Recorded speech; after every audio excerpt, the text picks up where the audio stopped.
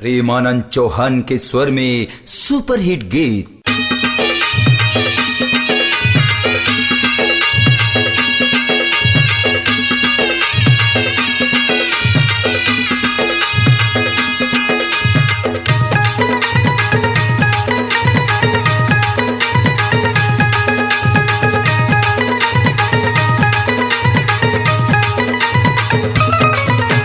नवा नवा नवा नवा रिश्ता जुड़ा थे तुहार ले, नवा नवा नवा नवा रिश्ता बना थे तुहार ले। झल्ला जा समझिनो आना मोरो मेर जोहार ले, झल्ला जा समझिनो आना मोरो मेर जोहार ले।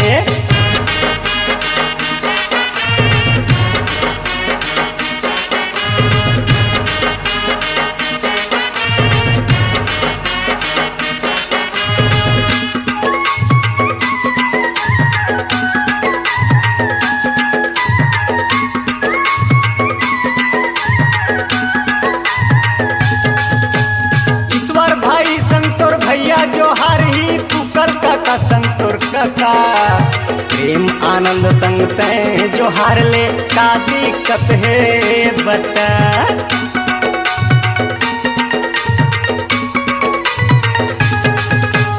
ईश्वर भाई संतोर भैया जोहार ही पुकल काका संतोर काका, प्रेम आनंद संगते जोहार ले का दिक्कत है बता। प्रेम आनंद संगते जोहार ले का दिक्कत है बता। बाजा थे मोहन डीजे वो बेस झनकार ले, बाजा थे मोहन डीजे वो बेस झनकार ले। झल्ला जा समझियो आना मोरो मेर जोहार ले, झल्ला जा समझिनो आना मोरो मेर जोहार ले।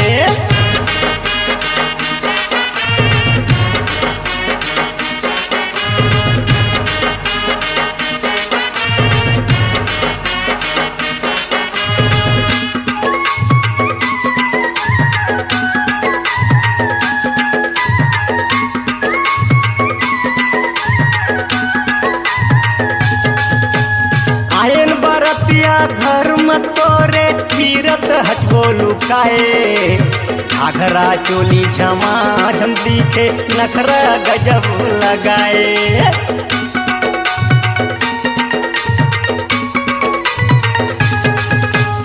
आयन बारतिया घर मत तोरे पीरत हटबो लुकाए, घाघरा चोली झम झमा झम नखरा ते देखाए। घाघरा चोली झम झमा झम नखरा ते दिखाए। गाना हम गाबो वो धूम मचाबो जी जान ले, गाना हम गाबो वो धूम मचाबो जी जान ले। झल्ला जा समझिनो आना मोरो मेर जोहार ले, झल्ला जा समझिनो आना मोरो मेर जोहार ले।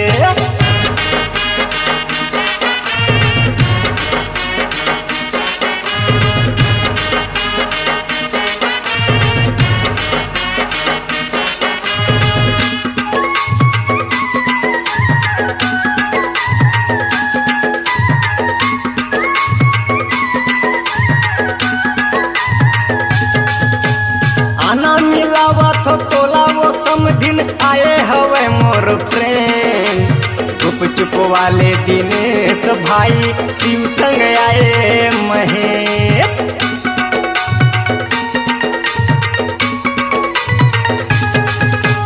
आना मिलावा तो तोला वो समदिन आए हवे मोर फ्रेंड, चुप चुप वाले दिनेश भाई शिव संग आए महेश। चुप चुप वाले दिनेश भाई शिव संग आए मही। ले ले डिसीजन तहाँ वो सोच विचार ले, ले ले डिसीजन तहाँ वो सोच विचार ले।